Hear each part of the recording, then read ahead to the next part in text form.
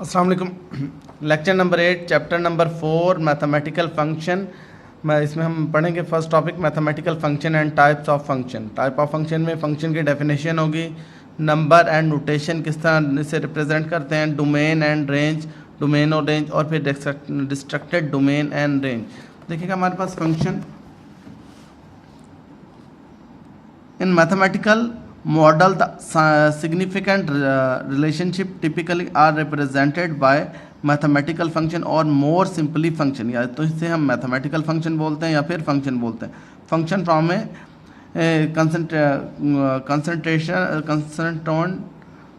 of much of what follow in this book. It is the purpose of this chapter introduction the importance of topic. देखिए हमारे पास function defined definition हमारे पास, a function can be viewed as a input output device. हमारे पास जो function होता है ना, एक इनपुट और आउटपुट डिवाइस होता है। हम इसमें कोई वैल्यू इनपुट करते हैं तो आंसर की फॉर्म में हमारे पास आउटपुट आ जाती है, तो हमारे पास इसे हम फंक्शन बोलते हैं। जिस तरह के हमारे पास कैलकुलेटर होता है, उसमें कुछ वैल्यू देते हैं तो हमें वो आंसर कैलकुलेट करके दे देता है। सेम उसी तरह एक फॉर एग्जांपल हमारे पास एक इक्वेशन है, फंक्शन है y is equal to x square minus 2x plus 1। इसको हम ऐसे भी लिख सकते थे f of x is equal to x square minus 2x plus 1। इसमें हम कोई एक इनपुट वैल्यू देंगे तो हमें आउटपुट आ जाएगी। फॉर एग्जांपल अगर हम x की वैल्यू 1 लिखते हैं तो यहाँ 1 की जगह कैलकुलेट करेंगे तो हमारे पास आंसर आ जाएगा। फॉर एग्जाम्पल हम इसी इक्वेशन में x की जगह 1 राइट करते हैं। इक्वेशन हमारे पास है x square minus 2x plus 1, f of x is equal to x square minus 2x plus 1। ये हमारे पास एक फंक्शन है, हम इसमें इनपुट वैल्यू देते हैं। फॉर एग्जांपल हम इसमें लेट कर लेते हैं, इनपुट दे देते हैं x इज इक्वल टू 1। देखिए अब हमारे पास आंसर क्या आता है, आउटपुट की फॉर्म में आंसर इसमें बनेगा f ऑफ 1 पे आंसर देगा 1 स्क्र माइनस 2 इंटू 1 प्लस 1। ये हमारे पास 1 minus 2 plus 1, 1 plus 1 2 minus 2 is equal to 0। ये जो हमारे पास ये आया, ये इसकी हमारे पास आउटपुट आ गई है। ये हमारे पास इसकी इनपुट थी जो हमने वैल्यू इनपुट की थी, और ये हमारे पास इसकी ये जो आंसर आई है हमारे पास इसकी आउटपुट हो गई। इट मीन्स के फंक्शन हमारे पास क्या होता है, फंक्शन में अगर हम कोई एक वैल्यू इनपुट करते हैं तो हमारे पास आउटपुट में एक सिंगल वैल्यू आती है, तो हमारे पास ये फंक्शन का प्रोसेस होता है। देखिएगा यहाँ भी इसी तरह डिफाइन किया है, हमारे पास इनपुट यानी कि हम कोई वैल्यू पुट करते हैं और फंक्शन वो प्रोसेस करता है और जो आंसर आता है हमारे पास आउटपुट। इस तरह फॉर एग्जांपल ये देखो x की जगह 1, जैसे मैंने अभी पुट करके दिखाया, आंसर 0 आउटपुट इसकी आ रही है। इनपुट 1 थी, अगर हम x की जगह माइनस 5 पुट करते हैं तो हमारे पास आंसर 36। अगर हम x की जगह 10 पुट करते हैं तो आंसर हमारे पास 81 आ जाता है।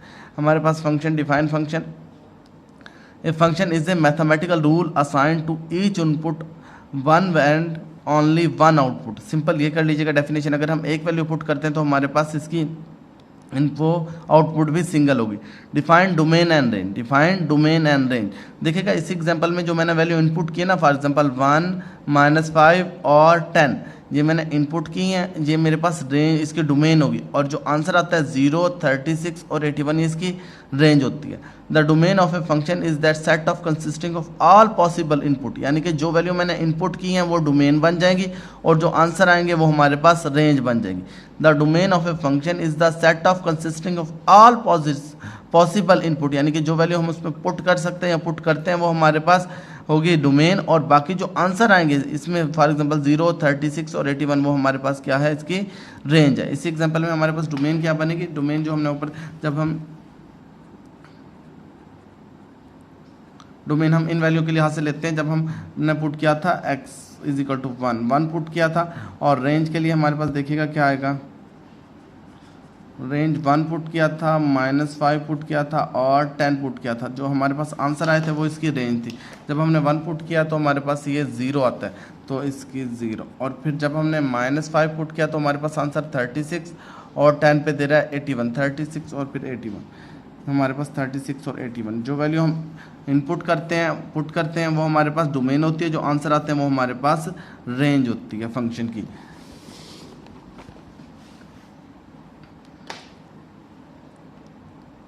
The assigning of output value to corresponding input value often referred as a mapping। हम इसे ऐसे भी राइट कर सकते हैं, f जो है फंक्शन है x टू y की जानिब, f हमारे पास फंक्शन है x टू y की जानिब फंक्शन है, फंक्शन को ऐसे रिप्रेजेंट करते हैं।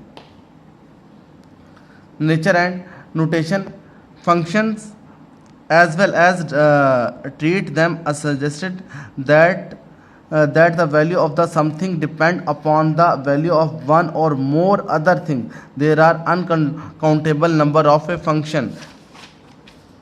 देखिए फंक्शन को हम रिप्रेजेंट किस तरह करते हैं, ए टू बी की जानिब हमारे पास फॉर एग्जांपल ये एक्स की वैल्यू है, इससे फंक्शन अप्लाई होता है, और ये वाई की वैल्यू है.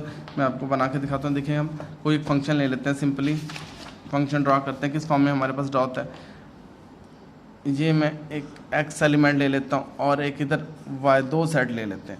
इसमें एलिमेंट राइट कर देते हैं फॉर एग्जांपल 1 2 3. इसमें मैं लिख देता हूँ एक्स और वाई, कुछ भी लिख सकते हैं आप, कोई भी नंबर कुछ भी. ये हमारे पास फंक्शन है, इसे हम, ये फंक्शन हो गया कहाँ, एक्स टू वाई की जानिब. आप इसे ऐसे भी लिख सकते हैं, ये हमारे पास एक्स टू वाई की जानिब एक फंक्शन है. अब ये ऑपरेट करने के, फॉर एग्जांपल ये एक्स से ऑपरेट कर गई, ये वाई से कर गई, ये वाई से कर गई, इस तरह ये हमारे पास फंक्शन बनता है. ये हमारे पास एक्स और वाई था, इसमें जो ऑपरेशन हुआ वो हमारे पास फंक्शन. इसकी फर्दर टाइप्स भी होती हैं, यहाँ फिलहाल नहीं है, आगे मैं आपको इसकी टाइप्स बता दूंगा. 1 फंक्शन होता है, ऑन टू फंक्शन होता है, बाइजेक्टिव फंक्शन होता है, वो हम नेक्स्ट आगे करेंगे, वहाँ उसकी मज़ीद एक्सप्लेनेशन होगी. यहाँ जस्ट फंक्शन हमारे पास, इस तरह हम फंक्शन को रिप्रेजेंट कर सकते हैं एज ए फिग की फॉर्म में.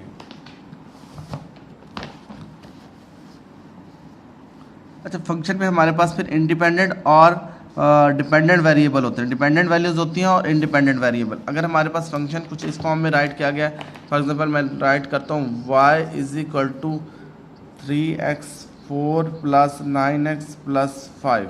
देखिए इसमें कुछ डिपेंडेंट वेरिएबल है और कुछ इंडिपेंडेंट वेरिएबल है. जो इसमें ये x है ना, x, ये आपके पास इंडिपेंडेंट वेरिएबल है.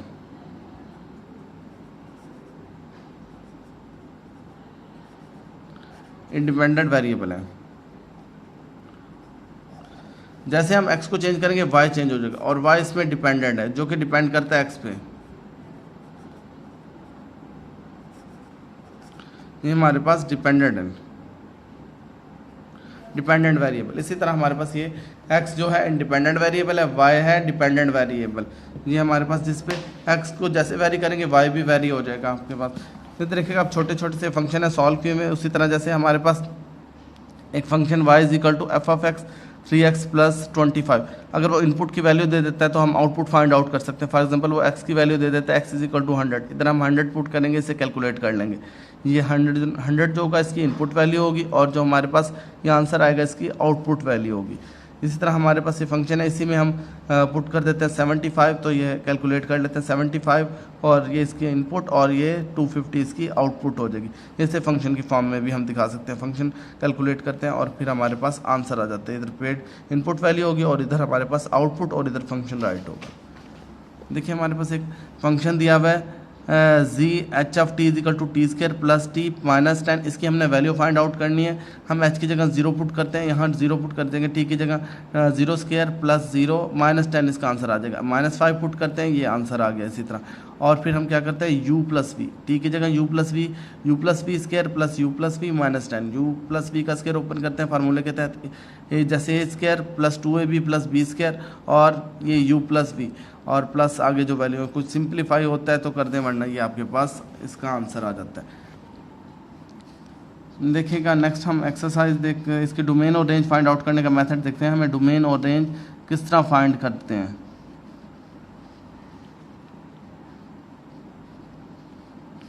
देखिए हमारे पास ये जो लीनियर फंक्शन होता है ना, इसकी डोमेन होती है रियल. जो हमारे पास सिंपल फॉर्म में फंक्शन होता है उसकी डोमेन हमेशा होती है रियल नंबर. मैं फंक्शन राइट करके दिखाता हूँ आपको, फिर आपने उधर खुद करना है. देखिए हम डोमेन और रेंज कैसे फाइंड आउट करते हैं फंक्शन की. हमारे पास एक फंक्शन गिवन है, फॉर एग्जांपल हम फंक्शन लेट कर लेते हैं f of x is equal to 5x9 plus 4x square minus. देखिए इस फॉर्म में हमारे पास जितने भी फंक्शन होंगे लीनियर फॉर्म में, यानी कि हमारे पास ये वैसे ना पावर 9 वाला, इन फंक्शन की हमेशा जो डोमेन बनेगी ना वो रियल नंबर बनेगी. डोमेन जो होगी रियल नंबर, और इसकी रेंज भी हमारे पास जो है रियल नंबर ही बनेगी. रेंज भी रियल नंबर बनेगी. डोमेन इट मीन्स कि आप x की जगह कोई भी वैल्यू पुट करते रहें और y की कोई भी वैल्यू आती रहेंगी. डोमेन और रेंज हमें एहतियात तब करना पड़ता है जब हमारे पास फ्रैक्शन में हो या फिर हमारे पास स्क्वायर रूट में. फॉर एग्जांपल हम एक और एग्जांपल लेते हैं. सेकंड एग्जांपल हम कुछ इस तरह ले लेते हैं, f of x is equal to 5x square plus 9 और divided by x minus one. देखिए अगर इस फॉर्म में हो ना तो इसके डोमेन का एहतियात करना पड़ता है, नीचे जीरो नहीं बनना चाहिए, फ्रैक्शन में जीरो नहीं बनना चाहिए। तो हम अगर एक्स की जगह वन पुट करते हैं तब जीरो बनता है। तो इसकी डोमेन हम कुछ ऐसे राइट करेंगे,